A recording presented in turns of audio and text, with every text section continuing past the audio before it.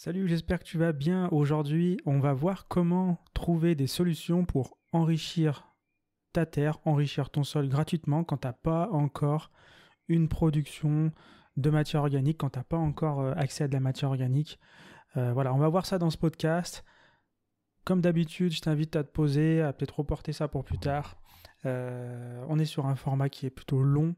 Et voilà, je t'invite aussi si tu veux soutenir mon podcast, si tu m'écoutes depuis 20 ou 25, peut-être un peu plus de 25 épisodes, si ça t'a apporté un petit peu de valeur, ne serait-ce qu'un seul épisode, n'hésite pas à me le faire savoir en allant sur Spotify et en me mettant un avis avec des étoiles. Tu peux aussi aller sur Apple Podcast, comme ça m'aide à faire connaître le podcast, à soutenir et à remonter un petit peu dans le classement des super podcasts permaculture français. Donc voilà, on est parti, programme chargé, on va avoir plein de choses hyper intéressantes, donc tu peux aussi peut-être prendre des notes, pourquoi pas, et sur ce, c'est parti. Donc on va voir comment trouver des solutions pour enrichir ta terre quand tu ne produis pas encore de matière organique. Souvent, quand on va démarrer un jardin, on va pas avoir pensé, on va pas forcément avoir de la production de matière organique dans son jardin.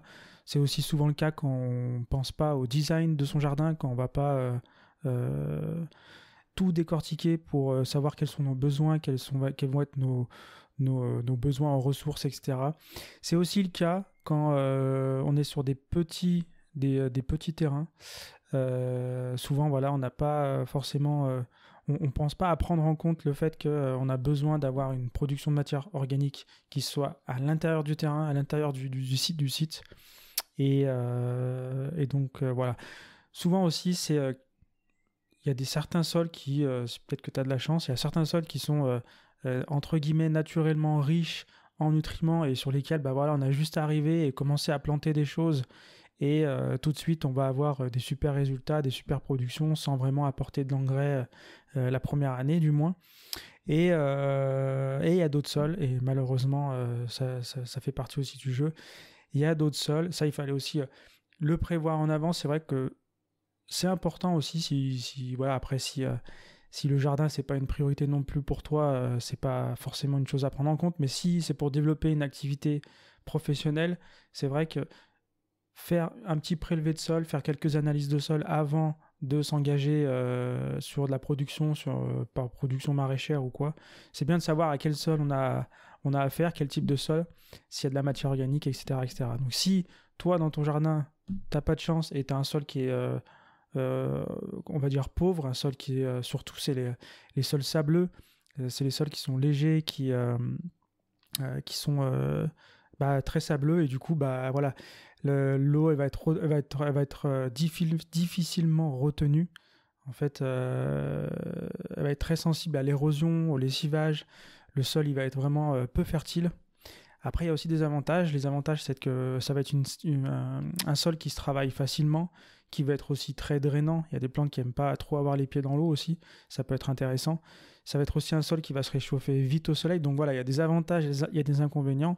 Mais voilà, aujourd'hui, on va plutôt prendre ça sous l'angle de l'inconvénient, qui est comment est-ce qu'on va enrichir notre sol sableux, notre sol pauvre, avec de la matière organique. Comment est-ce qu'on va aussi intégrer cette production de matière organique dans notre design. Donc voilà.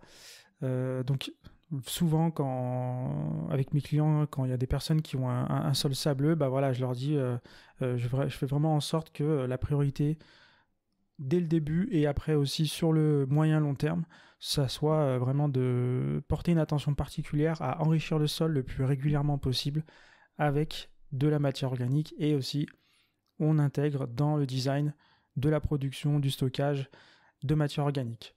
Donc voilà.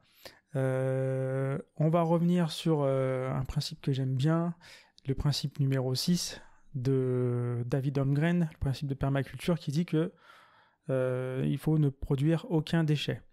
Alors souvent, quand dans un jardin, en fait, le principe le principe des intrants, je ne sais pas si c'est un intrant, il y a des intrants qui sont externes, donc ça va être les produits chimiques, les engrais chimiques, toutes les choses en gros que tu vas aller acheter en jardinerie ou que tu vas faire venir de plus ou moins loin. Et en fait, ça, c'est quelque chose qu'on va le plus possible réduire. On veut pas être dépendant des intrants externes. Donc, il va falloir qu'on remplace les engrais, les façons de se débarrasser de certains nuisibles, que ce soit des nuisibles des plantes, des mauvaises herbes ou des ravageurs animaux. Donc voilà, le but, ça va être vraiment de limiter les déchets et de limiter, donc de faire venir des choses de l'extérieur du site et de produire sur son site ce dont on a besoin. Des fois, les ressources sont déjà là, des fois, il va falloir les créer. Donc ça s'étudie dans un projet de design. Donc voilà, je sais qu'il y a beaucoup de personnes qui pensent qu'il faut acheter des engrais chimiques pour enrichir son sol. Voilà, en réalité, il y a plein de solutions naturelles et durables qui sont à portée de main, qui sont pas chères, et je pense que tu t'en connais une bonne partie si tu t'intéresses à la permaculture, si tu t'intéresses au jardinage bio, à tout ça. Donc voilà, c'est sur ça qu'on va se concentrer. Donc éliminer les énergies fossiles, favoriser les énergies renouvelables au sein de ton système, et tout ça en fait c'est vraiment ça la permaculture aussi. Et on a aussi le principe numéro 5 qui est utiliser et valoriser les ressources et les services renouvelables. Donc tout ça c'est vraiment les principes de permaculture. Il va falloir que je fasse un podcast là-dessus pour revenir sur chaque principe en détail pour qu'on comprenne vraiment qu'est-ce qui se cache derrière tout ça, pourquoi ces principes, etc. Parce que c'est vrai que je les cite souvent, mais j'ai pas encore fait de podcast, donc si ça t'intéresse, dis-le en commentaire et je préparais tout ça, un petit podcast, pourquoi pas. Voilà, donc revenons-en au sujet. Et donc voilà, tu peux aussi donc produire tes propres ressources, comme je disais, tes propres ressources, tu peux les produire sur ton terrain. Et ça, tu penses donc à la conception de ton lieu. Tu peux aussi donc les produire, et tu peux aussi essayer de chercher à créer des synergies. J'en parle aussi pas mal de ça, les synergies. En gros, c'est 1 + 1 = 3. C'est quand tu mets deux éléments différents en contact et qui vont produire soit souvent une ressource, et qui peut aussi se transformer en pollution, comme on l'a déjà vu. Mais voilà, quand on va faire mélanger deux éléments, deux choses, et qui vont produire une troisième chose, donc ça, on va aussi essayer de s'en servir pour justement créer de la matière organique et favoriser cette production de matière organique et tendre comme ça vers plus d'autosuffisance au travers d'une sorte... on va aussi chercher à créer entre ces deux éléments, on va essayer de choisir deux éléments qui sont interdépendants. On y reviendra plus tard, mais en gros, voilà, il y a plein de solutions. Tu peux planter des engrais verts, tu peux attirer plus de pollinisateurs, tu peux attirer plus de prédateurs si tu as des ravageurs, etc., etc. Donc vraiment, créer des synergies, c'est aussi quelque chose qui est hyper intéressant pour produire de la matière organique. Et en produisant de la matière organique, en créant ces synergies. Bref, donc quand on démarre un nouveau projet, en gros, sur un nouveau site, et qu'on veut réaménager ce site, il faut que ça soit pensé dès le début, en fait. Il faut qu'on pense déjà à la récolte, à la réutilisation de ces matières organiques. Donc c'est une problématique qui est récurrente, et voilà, il faut vraiment qu'on y pense avant pour pouvoir y faire face sur le long terme. Voilà. Donc voilà, si toi tu as un petit espace, les deux matières organiques que je vais te conseiller sur lesquelles te pencher, ça va être vraiment le compost, produire ton propre compost, hein. Ça peut être du lombricompostage, ça peut être aussi du compostage si tu as un petit espace en pleine terre, et plus lombricompostage et bokashi si tu n'as pas accès à la terre. Et aussi les engrais verts, c'est une production de matière organique aussi qui peut être très très intéressante pour enrichir ton sol. Et voilà, c'est juste des graines comme ça qu'on va semer. Donc voilà. On va voir donc toutes les différentes types de matière organique que je te conseille, que je conseillerais à une personne qui a un sol pauvre, à une personne qui démarre tout juste un jardin et qui n'a pas vraiment accès encore à la matière organique. tu vas voir, on va voir donc plusieurs matières organiques, je vais un peu détailler, je vais aussi t'aider à en trouver. Comment est-ce que tu peux en trouver autour de toi, comment est-ce que tu peux aussi envisager pour en produire à l'avenir. Et aussi, on va voir, je finirai aussi ce podcast avec une sorte de calendrier où je te dirai voilà, quoi faire un peu au printemps, quoi faire plutôt avec toutes ces matières organiques au printemps, l'été, l'automne et l'hiver. Donc c'est parti, on va commencer, donc j'en parlais juste avant, du compost. Donc le compost, il va avoir plusieurs actions sur ton terrain. Il va enrichir ton sol en humus, donc il va créer cette couche qui a à la superficie de ton sol, un peu comme dans la forêt, tu sais, quand les feuilles tombent à la surface du sol, elles sont tout de suite décomposées et on a cette terre comme ça qui ressemble à du compost, qui est bien noir, qui est bien souple et qui n'est pas encore intégré dans les profondeurs. Et vraiment, ce qui est intéressant avec le compost, c'est que ça va enrichir ton sol en humus, ça va lui donner de la structure, on appelle ça un amendement. Pour info, la différence entre amendement et engrais, en fait, un amendement, ça va être quelque chose qui va structurer ton sol, qui va nourrir ton sol, on va dire. Et un engrais, en général, c'est plutôt liquide et ça va être quelque chose qui va tout de suite aller dans la racine de la plante et nourrir la plante, quoi. En gros, voilà, la différence, c'est ça. Amendement nourrit le sol et l'engrais, il nourrit la plante. Donc, le compost, il va enrichir ton sol en humus. Il va améliorer aussi la rétention de l'eau. Voilà, parce que ça, il agit un peu comme une éponge à la surface du sol.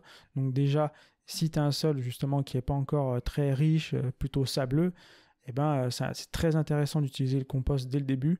Ça va commencer déjà à enrichir l'humus, le sol, et ça va améliorer la rétention en eau. Et en plus de ça, dans du compost, qu'est-ce qu'on a ? On a des nutriments tout frais, tout nouveaux, tout beaux, tout propres, et qui vont pouvoir être réutilisés, décomposés par les micro-organismes et repris par les plantes sous forme d'engrais. Donc voilà, sur le court terme, moyen terme, c'est vraiment intéressant d'utiliser donc du compost parce qu'il va stabiliser la structure de ton sol, il va favoriser l'activité de la vie, il va favoriser la vie dans ton sol, il va nourrir la vie et plus il y a de nourriture, plus la vie elle va se développer. Donc c'est vraiment intéressant, mais plutôt voilà, sur le court terme. Sur le court terme. C'est pas parce que tu vas mettre du compost une fois que tu n'auras plus besoin d'en mettre. Il faut souvent en ramener, tout ça, mais ça peut être vraiment une bonne chose pour démarrer. Comment tu vas trouver du compost ? Alors si t'as pas de composteur, t'as pas de lombricomposteur, ou si tu viens d'arriver, t'as pas de compost sous la main, comment est-ce que tu vas faire ? Donc la première chose, c'est que tu vas regarder dans ton réseau. En fait, tu vas demander tout simplement, je sais pas, à de la famille, à des amis, est-ce que eux ils ont du compost ? Est-ce qu'ils peuvent avoir du compost ? Est-ce qu'ils peuvent t'en donner, t'en partager ? Voilà. De toute façon, dans toutes les solutions que je vais te détailler, quoi que ce soit, dès que tu recherches une ressource, là, on n'y pense pas tout le temps, mais le réseau c'est vraiment hyper puissant. Demander autour de soi. Des fois, il y a des gens, ils ont des trucs qui traînent dans le grenier, comme du foin ou de la paille.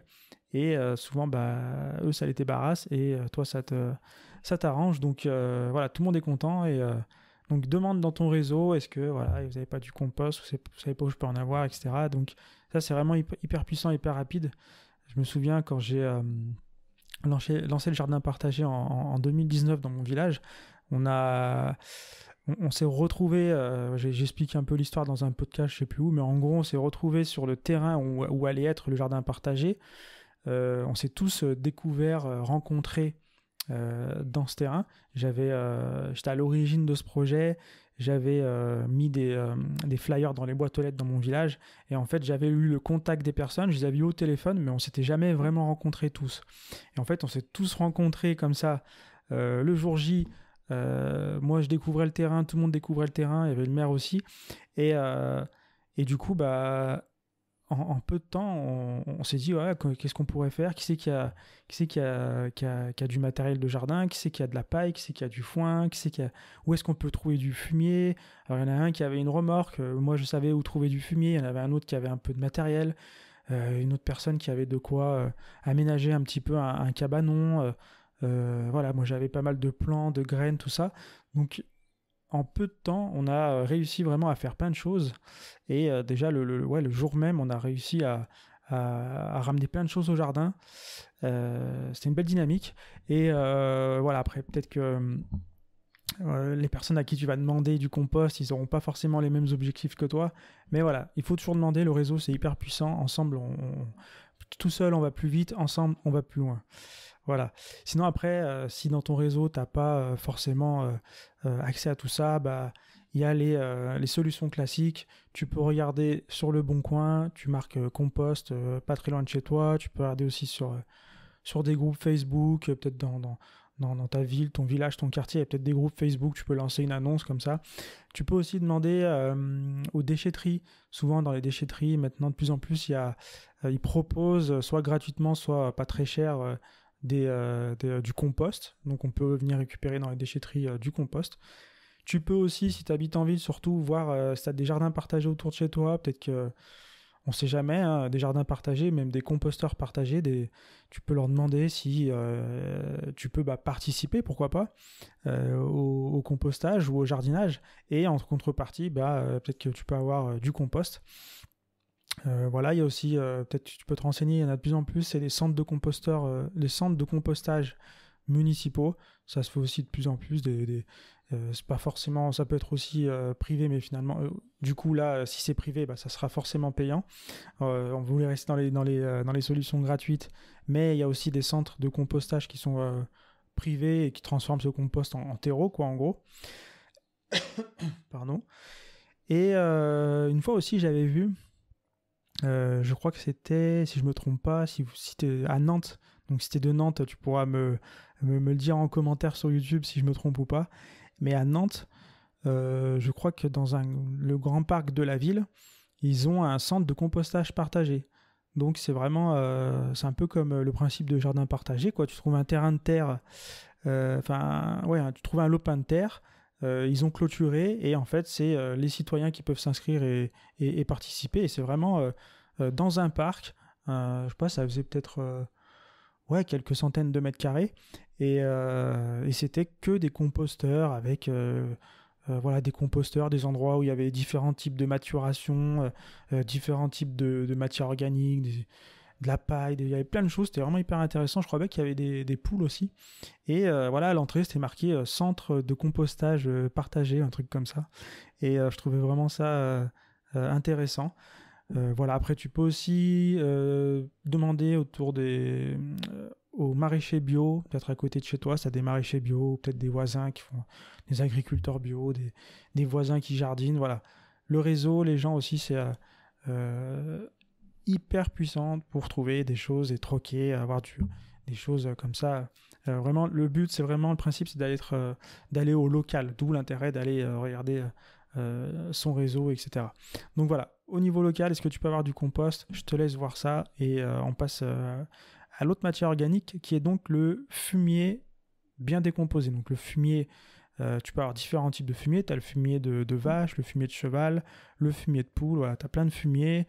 Tout est bon à peu près, hein, on va dire sur le cheval, vache et poule, on est bon. Après, il y a d'autres fumiers qu'on va pas forcément réutiliser dans le jardin, comme par exemple du fumier de chat. Je sais pas si ça se dit comme ça, mais voilà, il y a le chat, il y a la toxoplasmose, je sais plus trop, je crois que c'est toxoplasmose, qui est une maladie qui peut se transmettre comme ça au toucher. Donc faut faire attention à ça, et voilà. Mais sinon, voilà, le fumier, c'est vraiment excellent pour ajouter de la matière organique. Ça va améliorer la fertilité de ton sol, ça va aussi encore améliorer la structure de ton sol, et aussi la capacité à la rétention d'eau, la capacité de ton sol à retenir l'eau, à faire un peu cet effet éponge.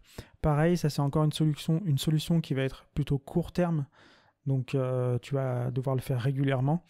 Mais voilà, ça peut être intéressant. Si tu as, je sais pas, un voisin qui a un cheval, voilà, tu peux voir avec lui pour récupérer au printemps un petit peu de fumier. Justement, le fumier de cheval, c'est vraiment, si tu peux en avoir, c'est le meilleur fumier, entre guillemets, parce que vraiment il a l'avantage d'être un engrais qui va être très riche, enfin très complet en fait.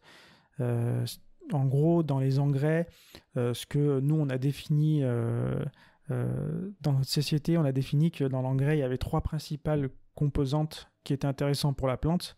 Il y en a sûrement des dizaines, de centaines ou des milliers qu'on ne connaît pas ou qu'on ne prend pas en compte forcément. Mais voilà, les trois, ça va être le potassium. Alors le potassium, c'est pour la fructification. Non, le potassium, c'est pour... Si, le potassium, c'est pour la fructification. L'azote, c'est... donc potassium, fructification, ça veut dire que ça va aider la plante à faire du fruit. Plutôt, voilà, le fruit, la graine, tout ça. L'azote, ça va être, comme par exemple le purin d'ortie, c'est très riche en azote. Ça va aider la plante à faire des feuilles, à faire du verre. Et le phosphore, ça va plus aider la plante à faire de la racine, même si au final, tous aident à peu près la plante de manière générale. Mais voilà, ils ont chacun leur petite spécialité et c'est ce que nous, on a remarqué en faisant nos petites recherches en tant qu'humains. Et donc voilà, ce qui est intéressant donc, dans le fumier de cheval, c'est qu'il y a à peu près un mélange, enfin comment dire, une composition assez équilibrée de ces trois différents engrais. Et voilà, je crois qu'il est plus riche, donc principalement dans le fumier de cheval, tu vas avoir du potassium, donc ça va aider à la fructification. Tu vas après ensuite avoir un petit peu plus petite quantité de l'azote et enfin du phosphore. Et vraiment, il est vraiment hyper intéressant de par sa composition. Pareil, pour en trouver, tu peux demander à ton réseau, tu peux regarder sur le Bon Coin, fumier, cheval, ou tu peux aller aussi voir s'il y a des centres équestres, des choses comme ça autour de chez toi et récupérer du fumier. Tu peux regarder sur le Bon Coin, les groupes Facebook. Et donc voilà, c'est à peu près tout je pense, mais voilà, le fumier de cheval c'est assez facile à trouver. Il y a souvent des clubs hippiques, des centres équestres, tout ça, donc je t'invite à te rapprocher de tout ça, et eux ça les débarrasse pareil. Ils sont contents que tu viennes récupérer du fumier de leurs chevaux, et voilà, toi tu la ramènes et hop, ça c'est intéressant. Pareil comme le compost, ça va être intéressant sur le court terme. Et voilà, donc on passe à la troisième matière organique que tu vas pouvoir trouver gratuitement pour enrichir ton sol. Ça va être donc les engrais verts. Les engrais verts, qu'est-ce que c'est ? C'est en gros les plantes, tu sais, les plantes légumineuses, les plantes qui vont enrichir le sol.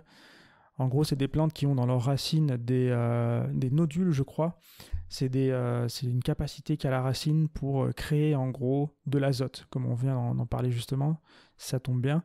Mais voilà, c'est une capacité de la plante qui fait qu'elle va rentrer en symbiose avec des micro-organismes qui vont produire autour de ses racines des petites réserves d'azote comme ça. C'est de l'azote qu'elles récupèrent dans l'air tout simplement et qu'elles mettent dans leurs racines. Et il n'y a que les plantes de la famille des fabacées qu'on appelle les légumineuses aussi. Et nous, en tant que jardiniers potagistes, on les appelle les engrais verts. Les engrais verts parce que tout simplement, c'est des plantes qu'on va semer qui vont faire de l'engrais vert, quoi. Engrais azoté, engrais vert, du feuillage, tout ça. Donc, t'as la luzerne, t'as la moutarde, t'as aussi la facélie, t'en as plein.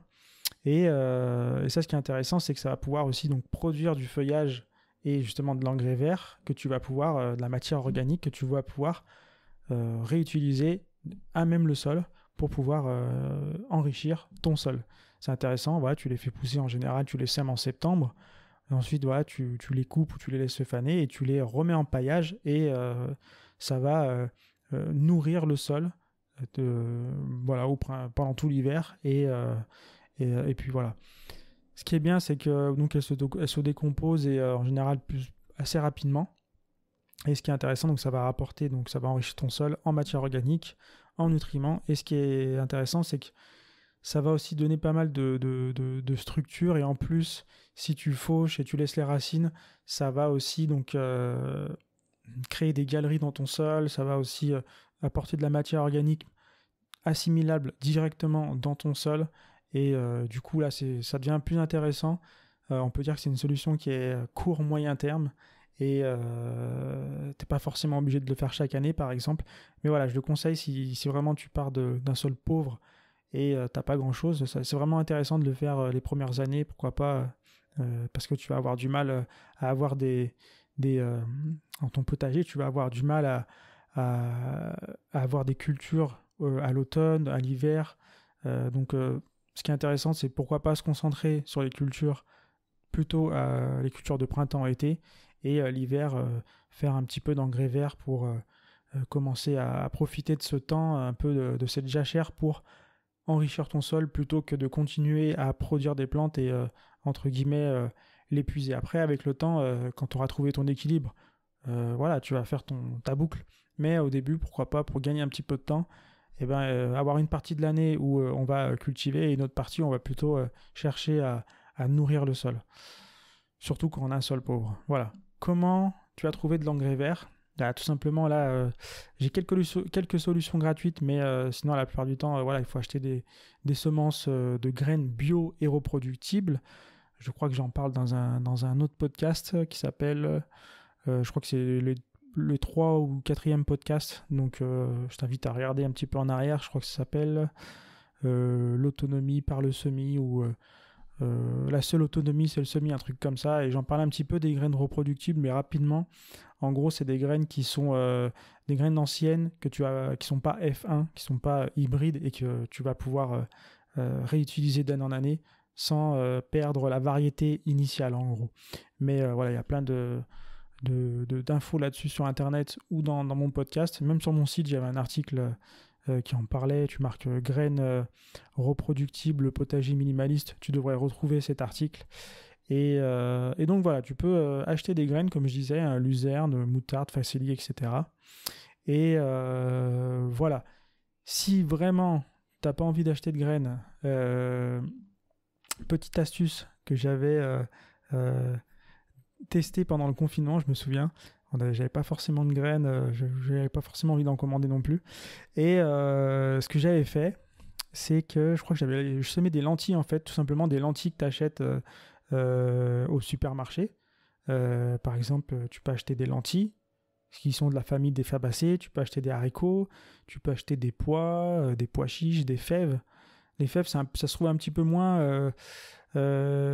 Si dans certains magasins au rayon, tu sais, un petit peu rayon itinérant ou rayon international, des fois tu as des fèves.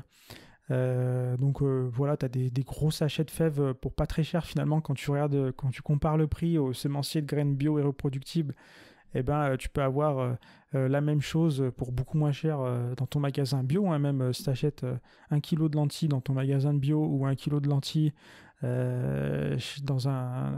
un semencier, tu vas payer moins cher au magasin bio que chez un semencier. Par contre, tu sauras pas quelle variété c'est, donc voilà, tu perds un peu ça, quoi.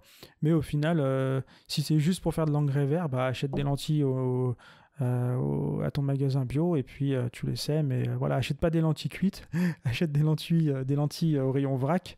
Pareil pour tout, des graines de haricots rayon vrac, des pois rayon vrac, des pois chiches enfin vraiment des graines sèches, pas cuites. Voilà. Et donc voilà, tu peux aussi en trouver, pareil, hein, c'est chez les maraîchers, les agriculteurs bio, etc., etc. Donc ça, c'était pour les engrais verts. On va passer au paillis organique, j'ai appelé ça comme ça. Donc en gros, c'est la paille, le foin, les feuilles mortes, la tonte de gazon aussi. Tout ça, c'est des paillis organiques, on va appeler ça comme ça.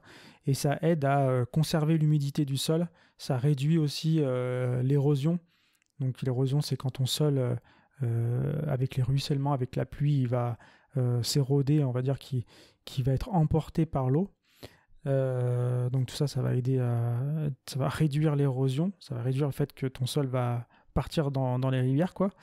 Et ça va aussi améliorer progressivement la structure de ton sol. Pareil sur le plutôt court terme, un petit peu moyen terme. Tout dépend le paillis que tu vas utiliser. Par exemple, la tonte de gazon, ça va rapidement être dégradé, et ça va vraiment être du très très court terme. Et par contre, la paille, c'est un peu plus long même que le foin à se dégrader, et du coup, ça va être un petit peu plus long terme, entre guillemets.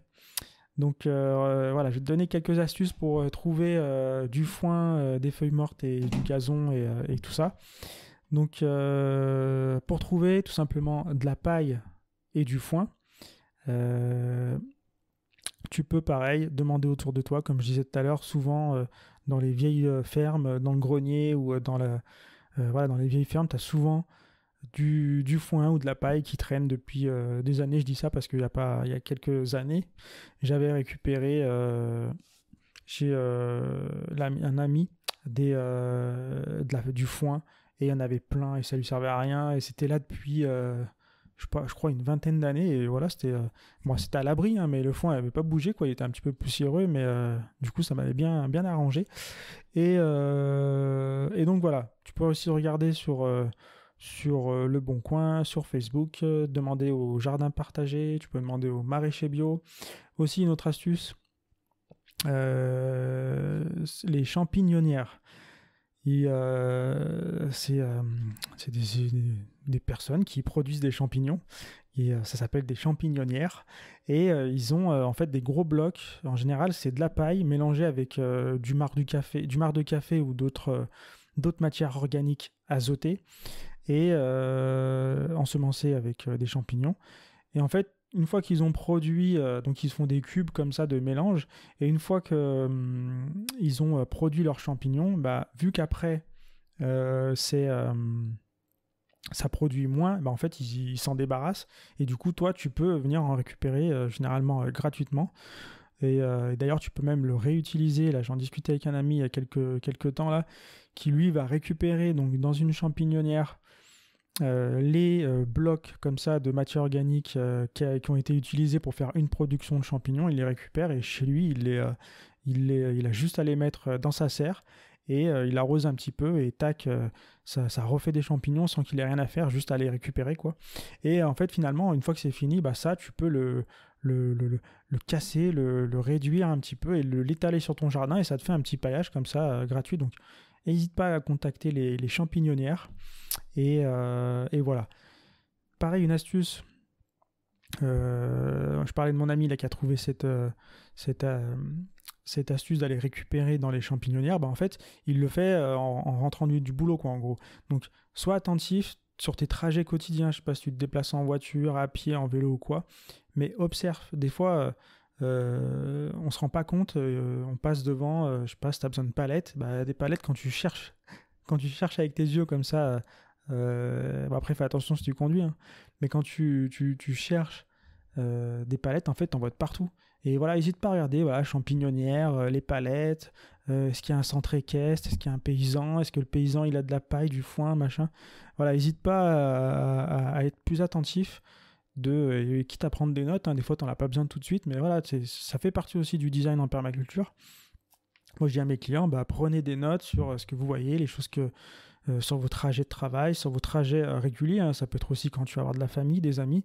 Bah, ça peut être intéressant. Un jour, tu fais, ah bah là, on passe tout le temps devant, c'est un centre équestre, ils ont peut-être du fumier, et puis la prochaine fois que tu iras voir tes parents ou quoi, bah hop, en rentrant ou en y allant, peut-être mieux en rentrant, parce qu'après ça risque de puer dans la voiture, mais tu peux récupérer un petit peu de fumier sur le retour, et hop, tu l'étales au jardin, et terminé, quoi.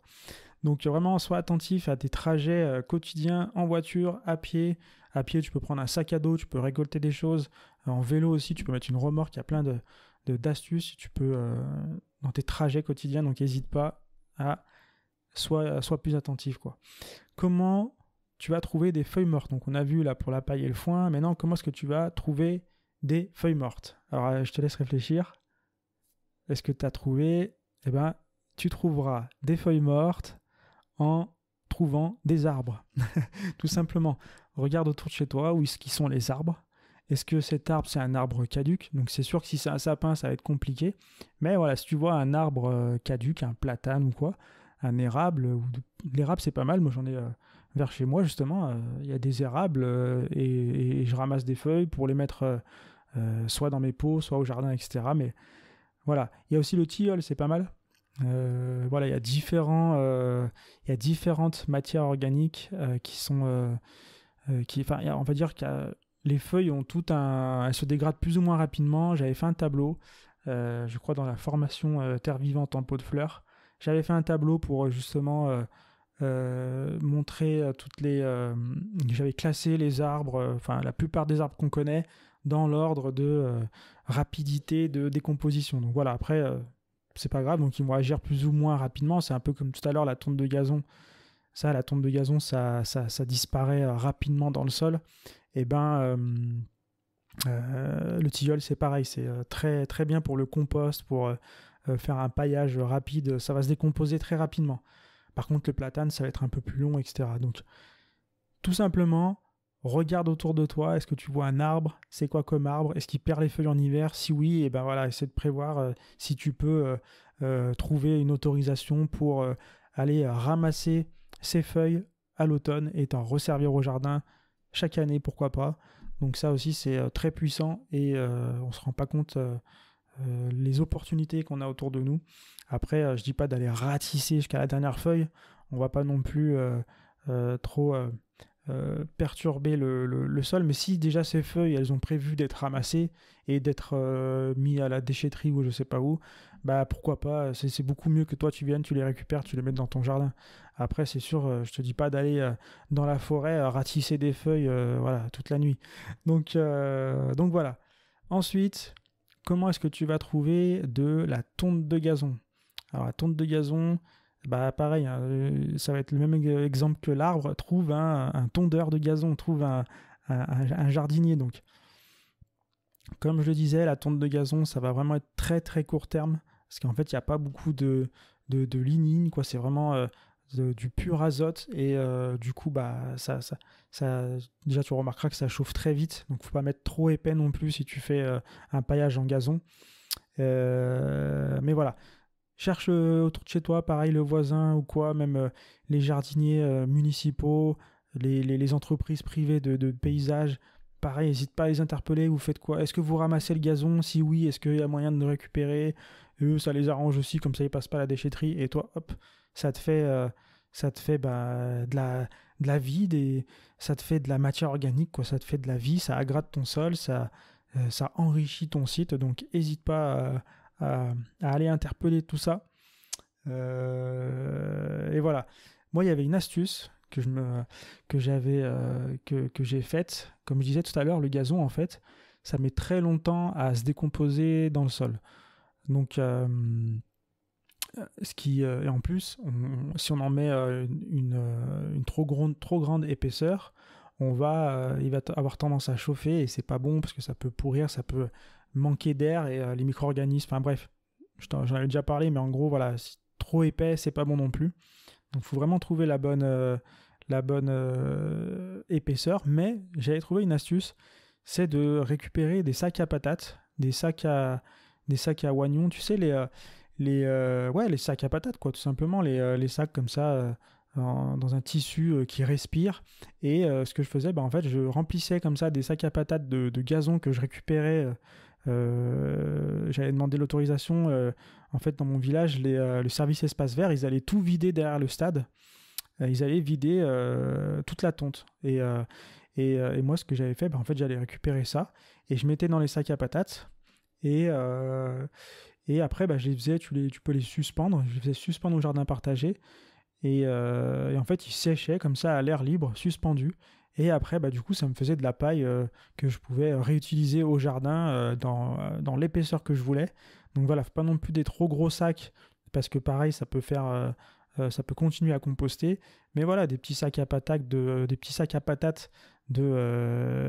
quelques kilos, hein, 1, 2, 3 kilos, ça peut faire l'affaire. Donc n'hésite pas à en mettre, je sais pas, dans ta voiture, ton sac à dos ou quoi. Et pareil, reste attentif dans tes trajets. Et tu peux t'arrêter, discuter avec un gars, discuter avec une dame qui tonde son gazon et lui dire que c'est pas bien de tondre son gazon et d'écouter mon épisode de podcast sur la tonte raisonnée.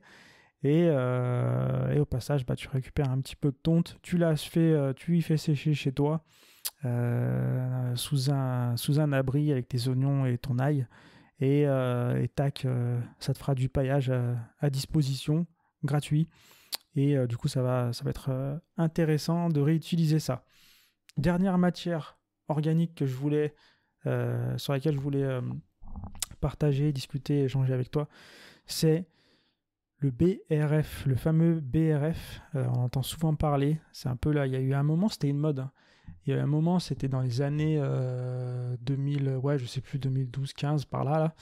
C'était une mode. Le BRF, ouais, c'était vraiment... tu veux faire de l'agriculture bio, tu veux faire de la permaculture, il faut mettre du BRF. Et en fait, voilà, on s'est rendu compte que c'était pas forcément bon pour tous les types de sols, pour toutes les types d'utilisation. Mais on va voir, je vais t'en parler juste après, de comment bien l'utiliser. Mais voilà, le BRF, c'est hyper intéressant comme matière organique que tu peux rapporter sur ton sol, surtout si tu as un sol pauvre et sableux, justement, ça va rapporter non pas le côté azoté, nutriments, tout ça, mais plutôt un côté de fond, un côté lignine. Ça va aussi favoriser la pousse des champignons, des mycorhizes, et ensuite les micro-organismes aussi vont aimer ça. Donc c'est vraiment intéressant pour un sol qui est plutôt pauvre et sec d'utiliser du BRF. Oui, je voulais dire, le BRF, c'est du bois raméal fragmenté. Donc en gros, c'est des jeunes rameaux de branches broyées. Donc en fait, imagine un arbre, et cet arbre, il va faire, par exemple, là, cet été, il va faire des branches, des nouvelles feuilles, et en fait, ce sont ces branches-là, non pas les branches d'il y a 1 an ou 2, non pas les vieilles branches, mais les nouvelles branches qui sont encore vertes, le bois vert finalement.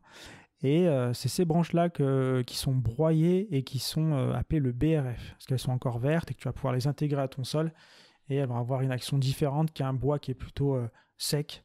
Donc voilà, c'est la différence à comprendre entre... parce que souvent on croit qu'on utilise du BRF, mais en fait c'est juste du copeau de bois sec, et ça n'a rien à voir.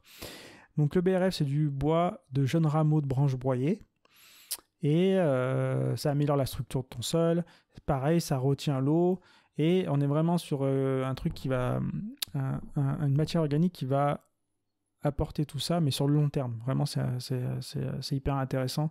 Tu vas voir que c'est un petit peu embêtant parce que c'est très long à se décomposer, mais on va trouver quelques astuces pour remédier à ça, si c'est pour le potager par exemple, où on va avoir des fois besoin d'avoir soit de rajouter de la matière organique. Enfin, des fois c'est pas assez chiant d'avoir du BRF comme ça, on peut plus forcément rapporter d'autres matières. C'est un peu comme une fois que tu as mis ton BRF, c'est un peu la couche finale, c'est comme si tu avais voilà, c'est bon, j'ai fini, je mets du BRF et je touche plus, et ton BRF il peut tenir comme ça pendant plusieurs années.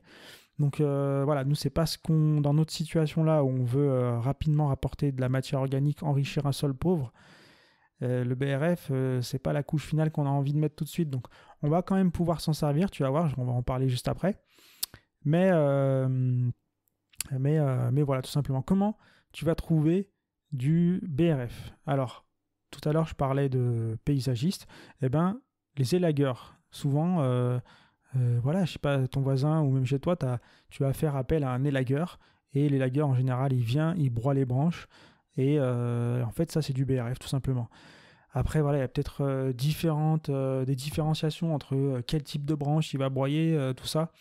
Voilà, si par exemple, on va pas rentrer dans les détails, mais si par exemple tu as un sol acide, ou au contraire, oui, tu as un sol qui est déjà acide, tu vas peut-être pas forcément mettre du BRF de pin maritime, quoi. Il y a, voilà, faire gaffe aussi à tout ça, essayer de prendre du BRF classique, platane, tilleul, tout ça. Et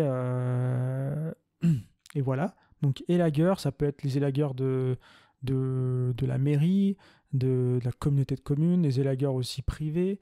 Donc n'hésite pas, pareil, tu viens, toujours avoir un sac sur soi dans la voiture ou quoi, hop, avoir un petit peu de BRF, ça peut être intéressant, ou s'organiser aussi. Depuis tout à l'heure, je parle d'avoir ça dans sa voiture, mais tu peux aussi t'organiser. Peut-être que les personnes, ils peuvent même venir jusqu'à chez toi pour vider leur BRF ou leur tonte de gazon. Moi, je me souviens quand j'étais jardinier municipal, il y avait quelques petits arrangements secrets où des fois on nous disait va vider, on avait les tondeuses autoportées, là, les grosses tondeuses, celles qu'on utilise pour tondre les stades ou les grosses parcelles de gazon là, et on nous disait ouais, va vider chez monsieur X là, et du coup on allait chez la personne, on venait, on vidait, et il était super content. Après il faisait sa tambouille avec son gazon là, et donc voilà, tu peux aussi t'arranger avec les personnes. Voilà, peut-être que l'élagueur il va dire nous on vient abattre l'arbre telle date, on va faire du broyage, venez à ce moment-là, ça nous arrange, etc. quoi. Donc voilà, les élagueurs, les jardiniers aussi municipaux, parce qu'il n'y a pas forcément que les élagueurs. De plus en plus on voit que ce soit chez les jardiniers municipaux ou les jardiniers privés, de plus en plus, même chez ton voisin ou toi par exemple, de plus en plus, on voit des personnes s'équiper de broyeurs, des petits broyeurs électriques ou des petits broyeurs à moteur, mais vraiment des petits trucs qu'on peut ranger dans son garage, quoi. Pas le gros broyeur de l'élagueur. Et voilà, quand tu tailles ta haie, par exemple, il y a pas mal de gens maintenant qui se mettent à... Voilà, tu tailles la haie, tu passes tout dans le broyeur et tu fais un petit paillage au pied de ta haie avec le broyat. Et du coup bah voilà, ça t'évite d'aller à la déchetterie. Et c'est bien de broyer. On aime bien en général broyer, c'est marrant. Et donc voilà, tu peux demander donc aux jardiniers municipaux, les jardiniers privés, ton voisin, ou peut-être toi t'équiper d'un broyeur si t'en as besoin, si t'as pas de haie spécialement ou quoi. Mais peut-être ça peut être intéressant de se poser la question, est-ce que ça serait intéressant que j'ai un broyeur, ou peut-être avoir un broyeur aussi que tu vas acheter avec ton voisin ou avec de la famille ou des amis, et un truc que tu partages comme ça. Il y a peut-être sûrement des sites aussi, j'ai pas les noms en tête, des sites où tu peux partager du matériel, mettre du matériel en commun comme ça. J'avais aussi croisé une fois une personne un groupe de personnes même, à une balade botanique, et en fait ils avaient créé tout un système. On entend moins parler maintenant, mais avant il y avait beaucoup de monnaie locale avant le Covid et tout ça. Il y avait beaucoup de monnaie locale qui se créait, et en fait eux ils avaient créé donc une monnaie locale mais centrée. En fait c'était une monnaie qu'on gagnait en prêtant à son voisin, par exemple, du matériel. Imaginons, toi tu as je sais pas, une perceuse et une ponceuse, et ton voisin lui il a une scie circulaire et une tondeuse. Eh ben chacun, vous allez sur le site, toi par exemple tu dis bah moi je peux prêter ma perceuse, l'autre il dit je peux prêter ma tondeuse, et en fait quand tu prêtes ta perceuse ça te fait des points. Je crois que c'était au nombre d'heures, genre par exemple, ou peut-être de jours, tu vois, c'était le temps. Donc en gros voilà, j'ai gagné grâce à ma perceuse tant de temps de location d'un autre outil, et après bah, avec ce temps tu peux racheter à ton voisin le temps d'utiliser la tondeuse, et après lui il gagne des sous et il peut te racheter du temps pour la perceuse, etc. Je pense que c'est à peu près clair comme j'ai expliqué, mais voilà, ils avaient ce truc là. J'ai plus le nom, mais n'hésite pas, si vraiment ça t'intéresse, laisse un petit commentaire juste en dessous, ou sur YouTube là, laisse un petit commentaire, et j'irai chercher l'info et peut-être te mettre en contact avec ces personnes-là, pourquoi pas, parce qu'elles avaient vraiment un projet solide. Je crois que c'est encore fonctionnel. Et voilà, n'hésite pas si ça t'intéresse. On en parle juste en dessous sur YouTube. Ensuite, où tu viens sur lepotagerminimaliste.fr, tu vas dans Contact et tu peux m'envoyer un message. Donc, voilà. On va finir ce podcast sur les différents apports. Donc, comme je te disais, je vais te donner un petit programme, en fait. Un petit programme pour apporter toutes ces matières organiques, parce que là, je t'ai donné plein de matières organiques, mais maintenant, je vais t'aider à savoir comment tu vas les mettre, par exemple, sur ton potager, dans ton jardin, sous une haie fruitière, n'importe où. Je t'ai dit, voilà, au printemps, tu mets ça, à l'été, tu mets ça, à l'automne, tu mets ça, et à l'hiver, tu mets ça. En gros, voilà. Donc, on commence par le printemps. Le printemps, ce qui est intéressant, c'est le compost et le fumier, et aussi la tonte de gazon. En gros, ça va tout de suite enrichir ton sol. En plus, ça va réchauffer ton sol plus rapidement, parce que c'est souvent encore en décomposition, que ce soit le compost, le fumier ou la tonte de gazon. Ça a tendance à chauffer, à réchauffer ton sol. Donc, n'hésite pas, si tu as déjà du paillage, à enlever le paillage et à mettre sous ton paillage tout ça. Sauf si vraiment le compost ou le fumier ou le gazon est vraiment arrivé... si c'est vraiment arrivé à maturité, là ça va moins chauffer. Mais si c'est du gazon frais par exemple, ça peut être intéressant. Tu tonds ton gazon, hop, t'enlèves le paillage, tu mets un petit truc de gazon, tu remets le paillage et boum, ça ça réveille, ça réchauffe ton sol, ça réactive la vie du sol. Et en plus, une fois que la vie du sol est réactivée, elle est à manger parce qu'il y a le gazon. Donc c'est vraiment intéressant. Donc au printemps, plutôt le compost, le fumier et la tonte de gazon. Voilà, quand je parle de printemps, on est vraiment limite fin de l'hiver, quoi. Février-mars, tu peux commencer déjà à apporter des choses, et voilà. Et ça, tout au long du printemps, donc tu peux faire ça, dire de aller février-mars jusqu'à juin. tu peux faire ça, compost, fumier, gazon. Voilà, si tu as envie aussi de cultiver dans ton potager, bah, tu n'as pas forcément tout le temps à apporter des choses. Mais dans la plupart des cas, que ce soit pour un massif de fleurs, un massif, une haie fruitière ou quoi, bah là tu peux apporter ça. Ensuite, l'été, là on va plus passer sur des apports de paillis, comme je disais, le paillis organique. Donc ça va être le foin, la paille, etc. Donc ça c'est vraiment pour conserver l'humidité. On va vraiment au printemps, on va chercher à réchauffer, à nourrir le sol.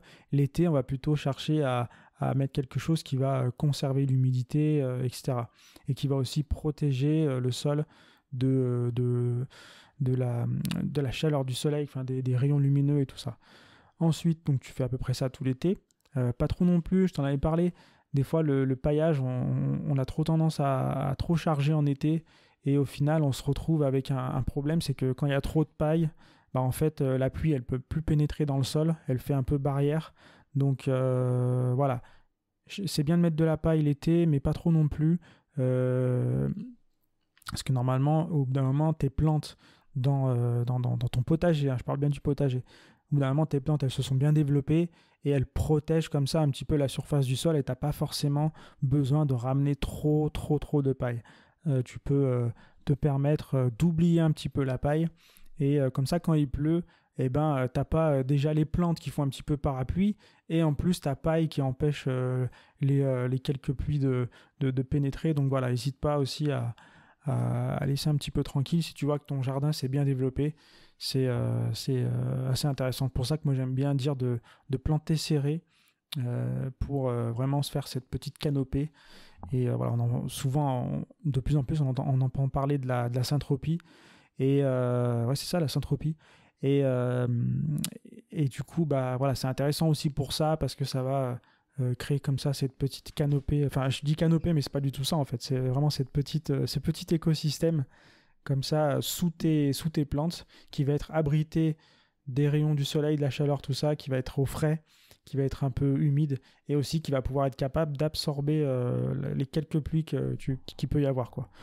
Bref, donc l'été, on va chercher à conserver l'humidité, donc avec le paillis, paille, foin, etc. L'automne, c'est là où interviennent donc les engrais verts. Tu vas semer des engrais verts et vraiment tôt à la fin de l'été, septembre, octobre, tu sèmes et le but ça va être de couper vraiment à la fin de l'automne, au début de l'hiver, quand ça pousse plus finalement, voilà. Quand ça pousse plus, bah, tu coupes, tu redéposes sur ton sol comme ça. Et après, bah, soit tout de suite, soit dans l'hiver, c'est là qu'intervient le BRF et aussi c'est là qu'intervient les personnes qui élaguent les arbres, etc. Donc là, tu peux rajouter du BRF par exemple par-dessus ton engrais vert que tu as coupé, que tu as redéposé sur le sol. Et comme ça, tu laisses passer l'hiver comme ça, l'endroit où tu veux enrichir ton sol. Et voilà, après, comme je disais, ça peut être embêtant d'arriver au printemps et au printemps, comment est-ce que tu vas faire? Est-ce que tu vas mettre le compost et le fumier ou le gazon par-dessus le BRF? Bah non. Et à ce moment-là, le BRF, soit tu peux le réutiliser ailleurs, soit tu l'écartes un peu et tu le mets dans les allées. Et à ce moment-là, tu recommences à mettre ton compost, ton fumier, après à planter tes premières salades ou des plantes ou des fleurs ou des oignons ou de l'ail, comme tu veux. Et donc voilà, tu fais ce cycle comme ça pour au moins la première année. Et le but, ça va être aussi de trouver des méthodes pour produire toi-même de la matière organique. Si tu as besoin d'aide, n'hésite pas à faire appel à mes services. Je suis designer en permaculture. Je peux t'aider à mettre en place toutes ces stratégies pour produire toi-même ta matière organique, pour placer tes éléments au bon endroit, pour trouver des idées d'aménagement originales. Donc n'hésite pas à me contacter. Tu vas sur lepotagerminimaliste.fr et tu verras, il y a une rubrique design et tu auras un petit formulaire à remplir et puis on se contacte et on voit si on peut travailler ensemble tout simplement. Donc voilà, je pense que on a tout vu. J'espère que ça t'a aidé, j'espère que ça t'a plu. Comme je le disais, n'hésite pas à aller me le dire sur Spotify, à me laisser des étoiles, sur Apple Podcast, à partager le podcast. Ça m'aide, ça me motive à continuer. Et voilà, un dernier petit rappel, une leçon essentielle pour Je vais pas vous laisser comme ça. Là, je voulais pour repartir sur une touche un petit peu plus décontractée, un petit peu plus spirituelle. Une dernière petite leçon de permaculture. En gros, la permaculture, qu'est-ce que c'est? Je vais pas trop faire un podcast d'1 heure comme j'ai fait il y a quelques podcasts, mais en gros, on cherche à imiter la nature. Souvent, on en parle. On dit on cherche à faire comme la forêt. Dans la forêt, il n'y a pas besoin de l'intervention de l'homme pour que ça pousse. Alors pourquoi dans nos jardins, on aurait besoin de nous, etc., etc. C'est pas toujours vrai, mais voilà, on cherche. Après, est-ce que la vérité existe vraiment? Je sais pas. Mais on cherche à imiter la nature. Et en fait, ce qu'il faut comprendre, c'est que la nature, c'est notre meilleur professeur. Ça, on s'en rend pas compte, mais en fait, tout est devant nous, en fait. Je dis pas que il suffit de rien faire. Souvent, je parle de non-agir, ok, mais le but, c'est vraiment de observer la nature et de comprendre comment elle fonctionne. Moi, par exemple, cette année, j'ai décidé pour des raisons personnelles, je jardine pas sur ma terrasse, donc ça fait un peu bizarre depuis quelques mois. Là, cette année, il n'y a pas de jardin, il n'y a pas de potager. Quelques plantes, quelque chose comme ça, mais j'ai pas fait de semis, rien du tout. Et du coup, je compense pour me reconnecter à la forêt, enfin pour me reconnecter à la nature, je compense par énormément de balades, de rando, tout ça et tout. Et du coup, voilà, je fais énormément d'observations. Et en fait, j'apprends plein de trucs juste en me baladant toujours à peu près aux mêmes endroits, voir la nature évoluer, que ce soit les plantes, les animaux ou l'écosystème de manière générale. Mais voilà. Et donc la note que je voulais dire, c'est que dans une forêt, chaque feuille, chaque branche et chaque organisme joue un rôle crucial dans la santé et dans la fertilité du sol, en fait. Il n'y a rien qui est gaspillé, il y a tout qui est réutilisé, recyclé, transformé, tout ce que tu veux. Et en fait, c'est ça la leçon que je voulais... cette leçon essentielle qu'on a de la permaculture, c'est que voilà, on va imiter la nature. Pourquoi? Parce que en fait, tout elle se suffit à elle-même. C'est ça l'autosuffisance en gros. Et en fait, voilà, je t'invite à suivre les conseils que je t'ai donnés dans ce podcast, mais aussi à réfléchir comment est-ce que moi, je peux aller vers plus d'autosuffisance. Et les réponses, elles se trouvent souvent dans la nature, dans l'observation. Et c'est des choses simples. Et voilà, bref. Je te souhaite une magnifique journée. On se retrouve dans un prochain épisode. Ciao.